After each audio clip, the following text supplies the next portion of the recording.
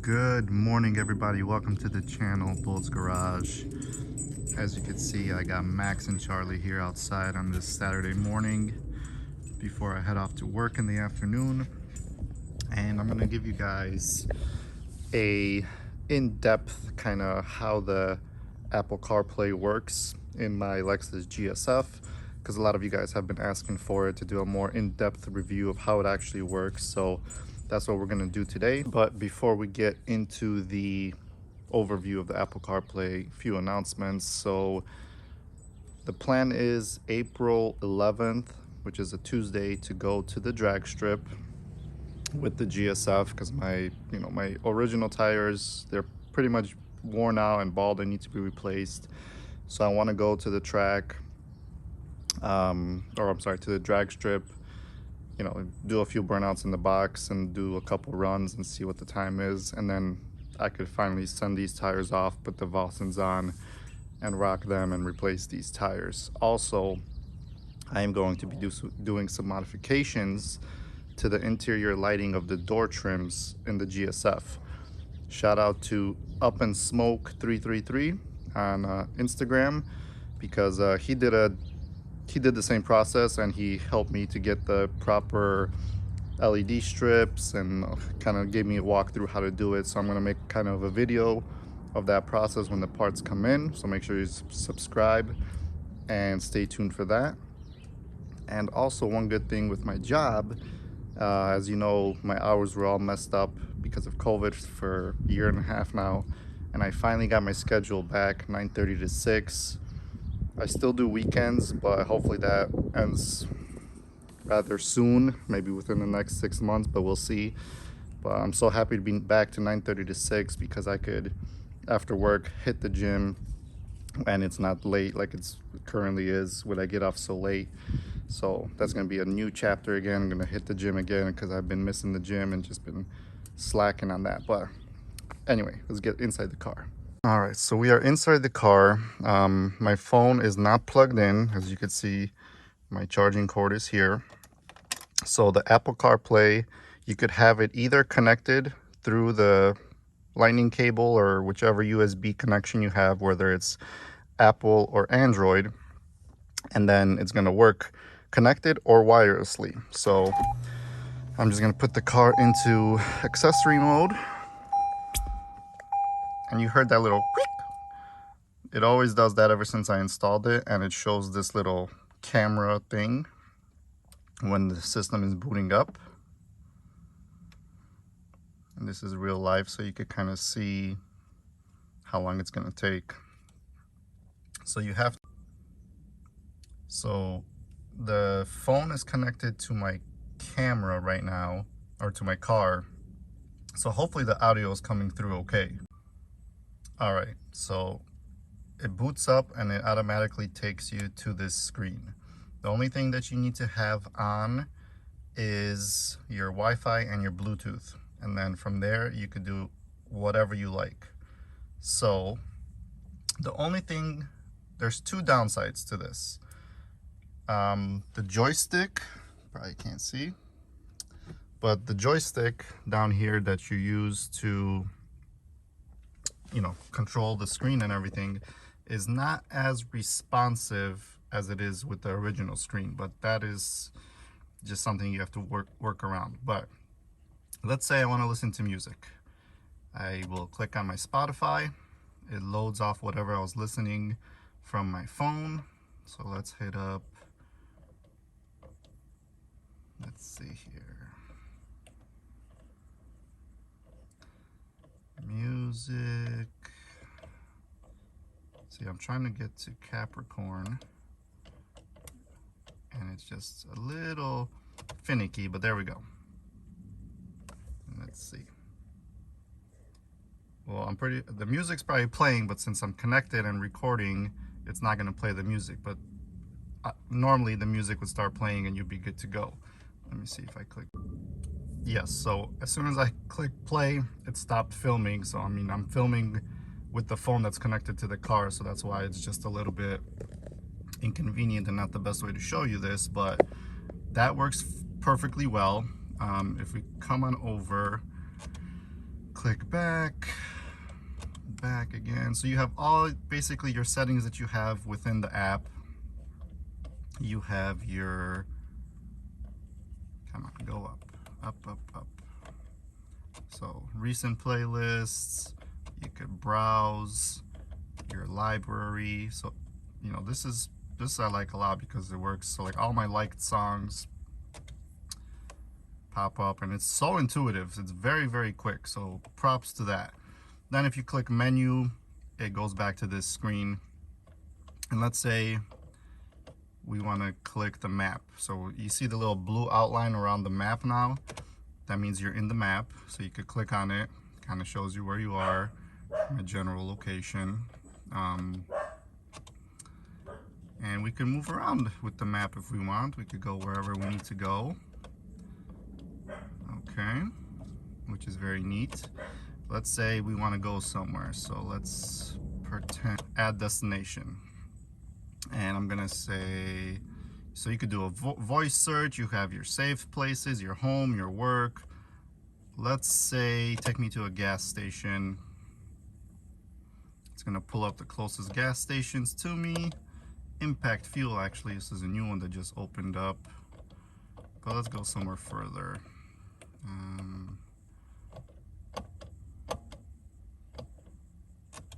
Okay, so let's say that one. And it'll basically pull it up and tell you where to go. And it's very quick, very intuitive, no issues with that. And for those of you guys that use, let's say, Apple Maps. So you click on Apple Maps, and bada boom, bada bing, you have Apple Maps. And it works basically the same way, same, you know, just you have your Apple Maps set up in your phone. It's so great. So let's say we search for something, for coffee, and it'll give you all the locations of coffee. Let's say we want to hit up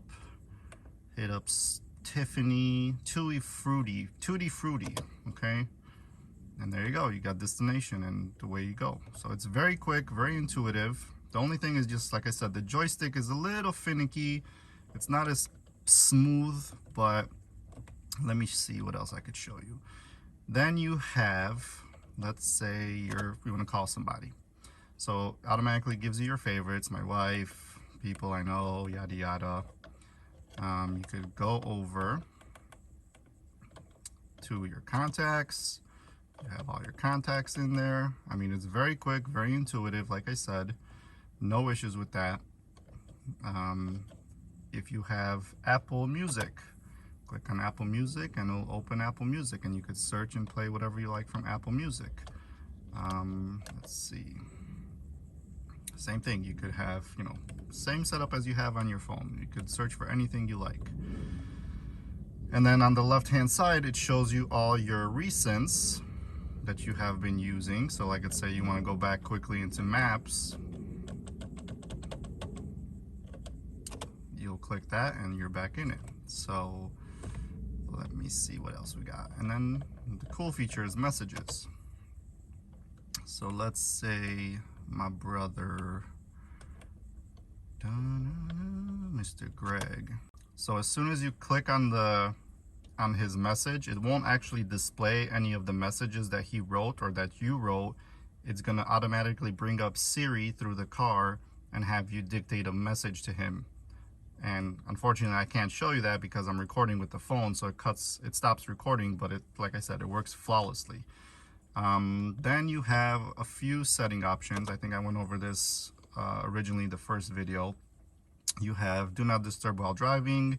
If you want, you could turn this on, so when you're driving and somebody texts you or call you, it's gonna automatically send them a message, hey, I'm driving, blah blah blah. But you know, I don't like that, I don't need that. You could have appearances, dark, automatic, switching wallpapers. Like I said, you have a few different colors. I just leave it on black. Album cover art, simple things like that. Audiobooks, I don't have any, but if you have any audiobooks, you can listen to those. Very cool. And then if you click on Lexus, it takes you to this screen, which is kind of like a setup menu screen. So as you can see, you have CarPlay, Wire Auto, AirPlay, Auto Link, Media Settings, HDMI in, and AV in. So these are all the different options that you have. I'm not sure what the Android uses. I don't know if it's AirPlay or Auto Link. It's either one of those two. So when you have everything connected, that's just what you click on and it automatically connects. A few settings that you have: language, type of display, brightness. Actually, let me change the display brightness down a little bit because I feel like, where are we? Display brightness. Yeah, I put it all the way down because I feel like it's very bright for what it is. Then you have some audio settings, EQ adjustments, which I have on standard. I mean, it sounds fairly good. Let me see what options we have for the EQ. Soft, pop, electric, jazz, rock, classic, custom. Yeah, I'll just keep it on standard. I don't want to mess with that. You have your reverse camera options. You know, self-explanatory. CarPlay, Android Auto. Couple settings there.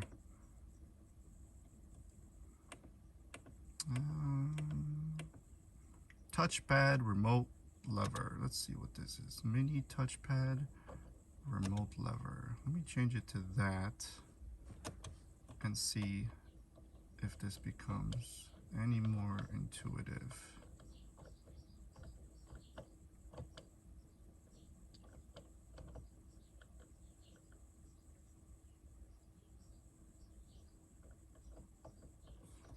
Let me see. Let me go back into CarPlay here.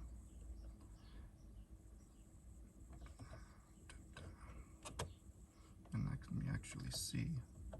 Oh, yes. So all I had to do was change that mouse setting.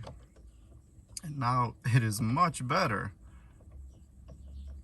Oh, that is perfect. So my one complaint that I had of the mouse not being very intuitive, I just fixed my own issue, man. I'm proud of myself, and thank you guys for making me make this video because it works a lot smoother. So in settings, when you go to touchpad remote, so I had it before on mini touchpad, and I mean that's what it came standard. I just changed it to remote lever, and now it actually works just like the original setup on the original screen, which is freaking great. Thank you guys for making me do that.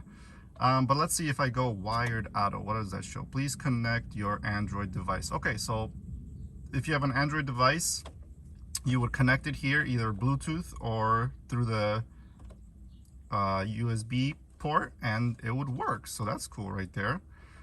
App AirPlay. Please ensure AirPlay is connected. I'm not sure what AirPlay exactly is, but I guess that has something to do with that. I mean, I'm not using that system, so it's fine. So let's see. So yeah, you got basically your settings there. Everything works great, guys. Let me see what else I could show you here. So let me go back to Apple CarPlay. Oh, so you have another screen here if you toggle all the way over. So I have a police scanner, Spot Hero, Spotify, and Waze. So for those of you guys that use Waze, you're in luck. You got Waze on here also.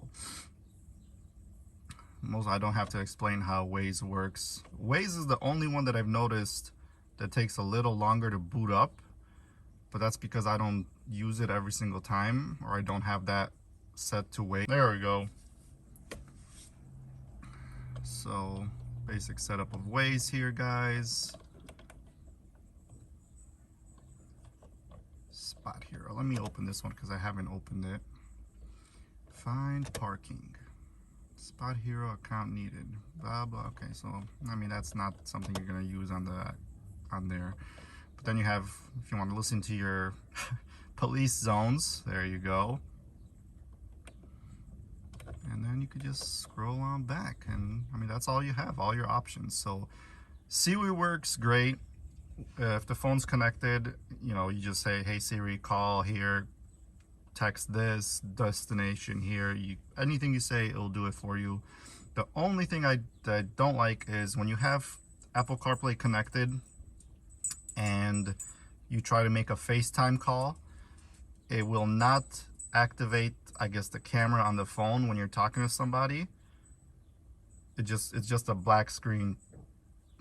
So that is the only annoying thing. So you would have to just turn off your Bluetooth, and then we'll just disconnect from this, and then you'll be able to see, the other person will be able to see you on the screen.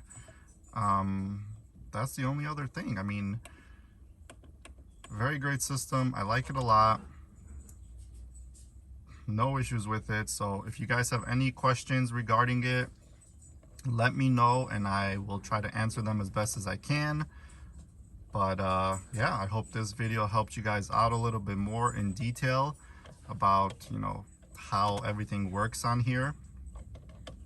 And it's pretty straightforward. Installation was not bad at all. So, and then if you click menu and hold, it takes you back to your original menu, and you could change whatever you need to change and you're good to go. So make sure you guys subscribe. These underlights, what I'm talking about. Let's see if I could show you. So you see the little white, very dim light right there? That is what we're going to be replacing, because I have my footwell lighting, which is blue, on the dimmest setting, and I'm going to match that to this, because like this one's on, this one, why is this one not on? Like, the back one's on, so that's weird. This one is not on. So I think when the door was replaced, when I did the jack fail, whoever did this probably didn't connect something, because that light is not on. I might actually just take this panel apart right now just to see if I could connect it and see how it looks on the inside. So this will be a intuitive video of how to take the door panel off for the next coming videos. So make sure you subscribe and stay tuned for that.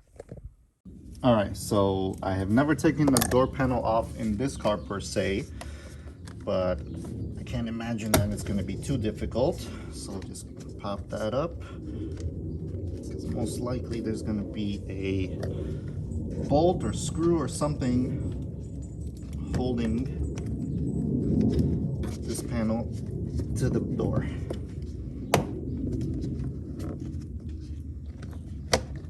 Okay, pop that out, unplug it, set it to the side. There's one screw right there that's probably holding on to the door. All right, so let me undo that real quick.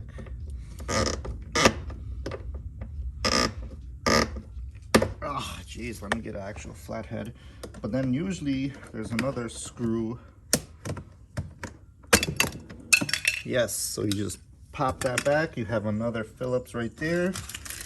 And then let me see, because usually in the, yep, you take out this little piece and there's another screw right where the little door handle grabber is right there. So let me get my drill. Let's pop these bad boys off. This one goes there.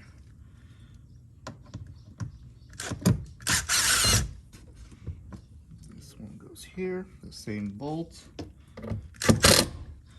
This one, I'm guessing this is also one. So, all right, so let me see. I'm pretty sure that is everything that is holding onto this door. Okay, so usually what you do is you get your hands kind of behind or underneath here. Probably start the best at the bottom corner.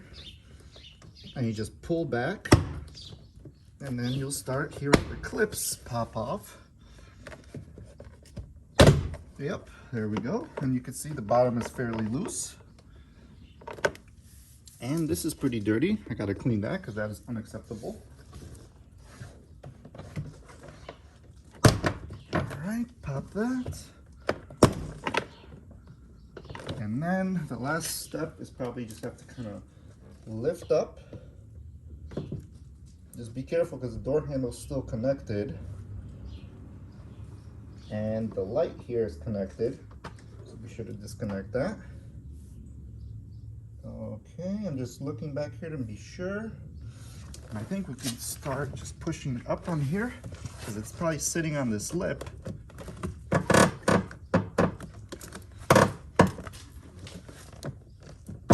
There we go. Okay. And then we have a few connections. Let me disconnect the door handle.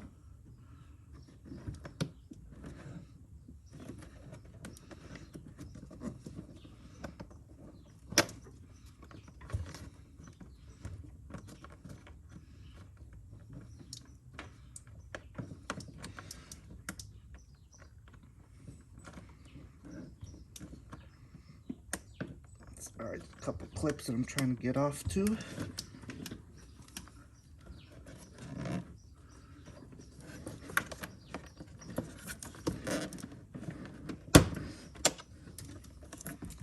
One more clip. So actually,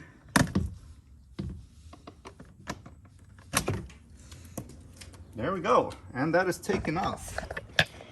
So I could actually have a real life look at how this door was replaced and make sure everything is good. So let me just put this down.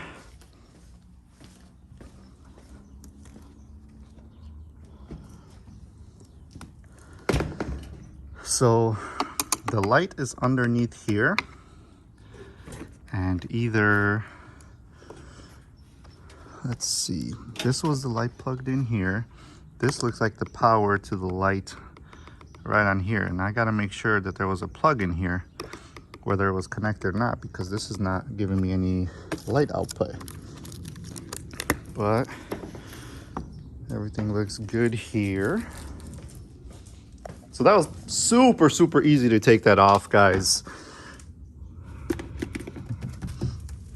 As you could see how, you know, whatever caulker they used over here is not the best because some areas are not fully seated, like right here. But hopefully I could get my heat gun and just heat this up and press this down and heat it up, and it'll be good. So got your Mark Levinson speaker right there. Let's see if it actually is Mark Levinson. Yes, it is. Cool. So there's my repaired door that I crushed. Everything looking good. So yeah, what we're gonna be doing when the parts come in the next video is replacing the lighting under here. So we're gonna have to take apart a few more things, but that should be pretty easy. So stay tuned for that. I'm gonna put this bad boy back in, and I'll see you on the next video. So as I'm heating this up and just sticking this on, look what I just found. You see that? That is the damn plug for the ambient lighting, which does not belong hidden under this shit. So let me try to fish this bad boy out of here. See, like, if you don't do shit yourself, shit is never going to be done 100% the way you need it to be done, which is very upsetting. There's the plug that we need for the light. So I'm going to go back, heat this up, and kind of reseal it, since they did a shitty job. Never take your car to, where the hell did Gerber Collision. Freaking the worst place ever to take your car. They don't have any skilled painters. They don't have any skilled workers. It's just sad. But now I know my light's gonna work. All right, so let me put the panel on and actually test and verify that this actually fixed the problem with the not having any light right there. So I had to take the panel off to remove this window seal from the panel, and then it could just snap on perfectly straight. So that's what you're seeing there, my friends. So let me reconnect everything.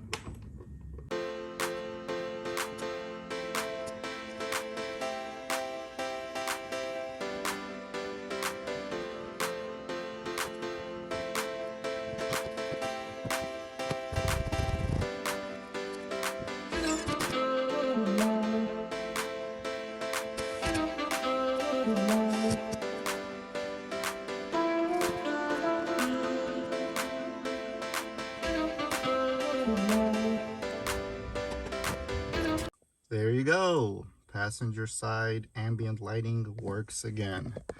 Thank you, Gerber employee that did not connect it. And my dumbass just noticed this now. All right, see you on the next one, boys.